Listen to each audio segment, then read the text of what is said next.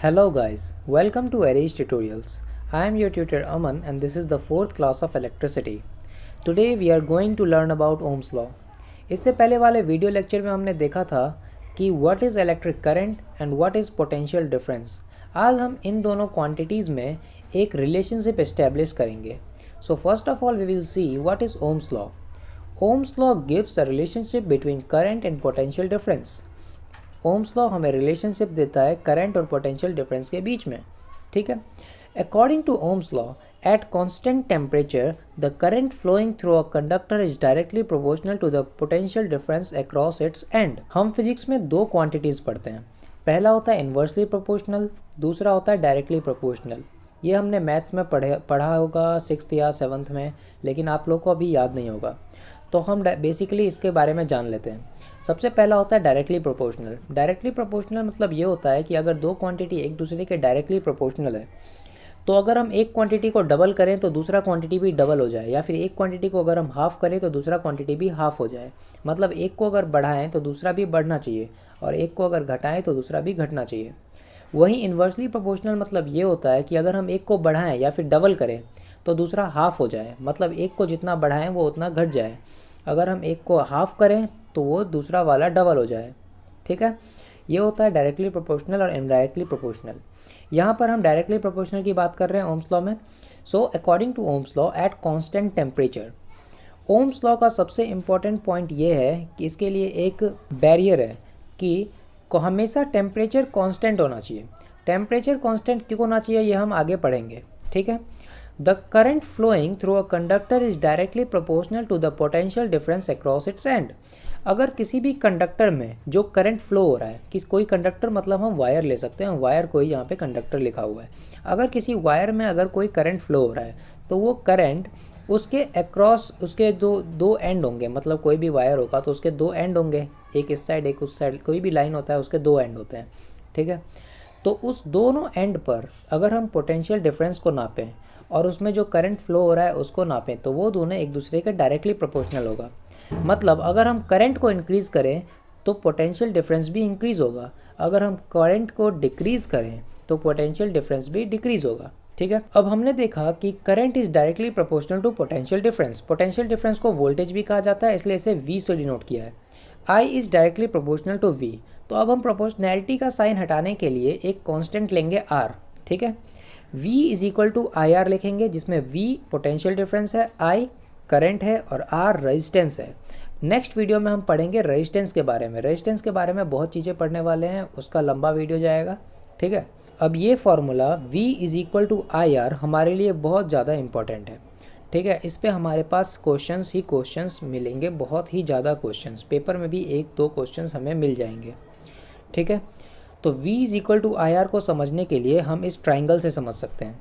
इस ट्राइंगल में अगर हम देखें तो ट्राइंगल के बीच में एक T लिखा हुआ है, और वो T उस ट्राइंगल को 3 पार्ट में डिवाइड कर रहा है, जिसमें से एक बॉक्स हमारे पास ऊपर है और 2 बॉक्स नीचे हैं. फर्स्ट बॉक्स जो ऊपर है उसमें हम लिखेंगे V यानी पोटेंशियल डिफरेंस, और नीचे के 2 बॉक्सेस में हम लिखेंगे I एंड R यानी करंट और रेजिस्टेंस. तो इससे हमें 3 फार्मूले मिल जाएंगे. अगर हम फर्स्ट ऊपर वाले बॉक्स की तरफ देखें तो हमें V दिखता है. तो उसके फार्मूले के लिए, मतलब पोटेंशियल डिफरेंस निकालने के लिए, हम नीचे के दोनों बॉक्सेस एक साथ लिखे हुए हैं तो उन्हें मल्टीप्लाई करेंगे, यानी कि I R. V is equal to I R एक फार्मूला हो गया. अगर हम नीचे के फर्स्ट बॉक्स को देखें I की तरफ, तो I निकालना है तो उसको छोड़ देंगे, और ऊपर की साइड V है और नीचे R है, यानी कि वो दोनों डिवाइड में है. ऊपर है V और नीचे R है, यानी अपॉन में है. ठीक है. तो I का फार्मूला क्या हो जाएगा, V अपॉन R. सिमिलरली अगर हम R के लिए देखें तो उसका फार्मूला क्या होगा, V अपॉन I. ठीक है. तो इससे हमें 3 फार्मूले मिले. पहला मिला R is equal to V upon I, V is equal to I R, और I is equal to V upon R. अब अगर हम इस फार्मूले को देखें I is equal to V upon R, तो इससे हमें 2 चीज़ों का पता चलता है. पहला, the current is directly proportional to potential difference. मतलब करंट इज़ डायरेक्टली प्रोपोर्शनल, मतलब अगर हम करंट को बढ़ाएंगे तो पोटेंशियल डिफरेंस भी बढ़ेगा. अगर हम करंट को घटाएंगे तो पोटेंशियल डिफरेंस भी घटेगा. यही तो ओम्स लॉ है. ओम्स लॉ यही कहता है कि current is directly proportional to potential difference at constant temperature. Temperature हमेशा कांस्टेंट रहना चाहिए ओम्स लॉ के केस में. ऐसा इसलिए होता है ये हम आगे जानेंगे। वैसे अगर मैं शॉर्ट में बताऊं तो ऐसा इसलिए होता है क्योंकि टेम्परेचर बढ़ाने से रेजिस्टेंस चेंज हो जाता है, यानी आर चेंज हो जाता है। अब आर चेंज होगा तो वी और आई पे भी इफेक्ट करेगा, ठीक है।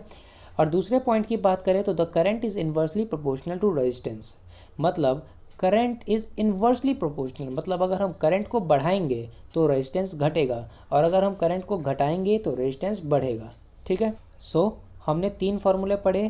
पहला R is equal to V upon I, दूसरा V is equal to I R, और तीसरा I is equal to V upon R. अब इसको यूज़ करके हम एक न्यूमेरिकल सॉल्व करेंगे। The question is a simple electric circuit has a 24 volt battery and a resistor of 60 ohm. हमारे पास एक सिंपल सर्किट दिया हुआ है जिसमें 24 वोल्ट का बैटरी है और एक रजिस्टर है 60 ओम का। ओम रेजिस्टेंस का यूनिट होता है, अभी हम नेक्स्ट वीडियो में ये पढ़ लेंगे, ठीक है। रजिस्टर क्या होता है? रजिस्टर होता है जो सिंपल कोई भी एक डिवाइस जो रेजिस्टेंस क्रिएट करे। हम बल्ब को या फिर फ़ैन को या फिर लैंप को, जो भी चीज़ यूज़ करते हैं अपने घर में, उसको भी एक रजिस्टर की तरह यूज़ कर सकते हैं। वैसे रजिस्टर एक अलग डिवाइस होता है, ठीक है। तो हमारे पास इलेक्ट्रिक सर्किट है जिसमें 24 वोल्ट का बैटरी है, रजिस्टर है 60 ओम का। अब हमें निकालना है कि उस सर्किट में कितना करंट है, ठीक है। तो इसके लिए हम क्या करेंगे, सबसे पहले हम क्वेश्चन सॉल्व करते वक्त लिखेंगे कि हमें क्या गिवन है। गिवन में लिखेंगे potential difference V is equal to 24 volt, resistance R is equal to 60 ohm. हमें निकालना क्या है, करंट I, तो हम क्वेश्चन मार्क लगा देंगे कि I निकालना है। अब हमारे पास सीधा एक फार्मूला है V upon I is equal to R, तो इस फार्मूले में हम इसे पुट करेंगे। 24 upon I is equal to 60, 60 I is equal to 24, तो आई की वैल्यू हमें मिल जाएगा 24 अपॉन 60 एम्पियर। हमने पढ़ा था कि आई क्या है, करंट है, और करंट का यूनिट क्या होता है, एम्पियर, तो हम कभी भी यूनिट लगाना नहीं भूलेंगे। तो अगर हम 24 अपॉन 60 को सॉल्व करें तो हमारे पास वैल्यू आ जाएगा लगभग 0.4 एम्पियर, ठीक है। The current flowing in the circuit is 0.4 ampere. ऐसे ही बहुत सारे सिंपल क्वेश्चन आते हैं, बस हमें फॉर्मूले याद रखने होंगे। आपके 10th में तो बहुत कम है, यही अगर हम 12th में जाके पढ़ेंगे तो बहुत ज़्यादा डिफ़िकल्ट हो जाता है इलेक्ट्रिसिटी, ठीक है। अब हम पढ़ेंगे graph between V and I। हमने पढ़ा कि V एंड I यानी पोटेंशियल डिफरेंस एंड करंट एक दूसरे के डायरेक्टली प्रोपोर्शनल है। डायरेक्टली प्रोपोर्शनल होने का मतलब ये है कि अगर हम V को बढ़ाएं तो I भी बढ़ेगा, और I को घटाएं तो V भी घटेगा। मतलब अगर हम V को डबल कर दें तो I भी डबल हो जाएगा, और V को हाफ़ कर दें तो I भी हाफ़ हो जाएगा। इसके लिए अगर हम एक ग्राफ पुट करें तो हम पॉइंट्स ले सकते हैं, जैसे हमारे पास फॉलोइंग पॉइंट्स है A B C D E। अब इस पॉइंट को अगर हमने पुट किया तो हमें हमेशा एक स्ट्रेट लाइन मिलेगा, ठीक है। अगर हम वोल्टेज और I यानी करंट के बीच में एक ग्राफ पुट करें, V और I का ग्राफ बोलते हैं इसे, VI ग्राफ, ये पुट करें तो हमें हमेशा एक स्ट्रेट लाइन मिलेगा। ये हमारा एक एक्सपेरिमेंट होता है ओम्स लॉ को वेरीफाई करवाने के लिए, जो कि आपको हो सकता है कि वैसे मैक्सिमम चांसेस है आपको करवाया ही जाएगा। आपको लैब में ले जाके ये एक्सपेरिमेंट करवाया जाएगा, जिसमें आपको एक V और I के बीच में ग्राफ पुट करने के लिए दिया जाएगा। आपको कुछ डिवाइसेस दिए जाएंगे जिसमें आप देखो, मैंने जो सर्किट आपको स्क्रीन पे दिखा रखी है ये सर्किट डायग्राम है। इसी सर्किट में आप उन सारे डिवाइसेस को कनेक्ट करोगे और आप रीडिंग लेकर ये जो हमने पॉइंट पुट किया है A B C D, ऐसे पॉइंट पुट करोगे और फिर ग्राफ में एक स्ट्रेट लाइन मिलेगा। यही एक्सपेरिमेंट होता है, ठीक है। हमें बेसिकली बस इतना जानना है कि वोल्टेज और करंट के बीच में अगर हम एक ग्राफ पुट करें तो हमें हमेशा एक स्ट्रेट लाइन मिलेगा। यही था हमारा ओम्स लॉ।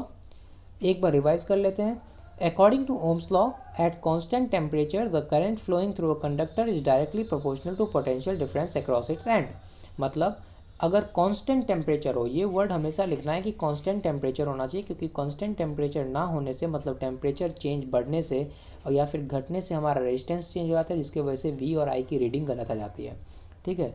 तो कांस्टेंट टेम्परेचर पे current flowing in a conductor, मतलब किसी भी वायर या फिर कंडक्टर में जो करंट फ्लो होगा वो डायरेक्टली प्रोपोर्शनल होगा पोटेंशियल डिफरेंस के।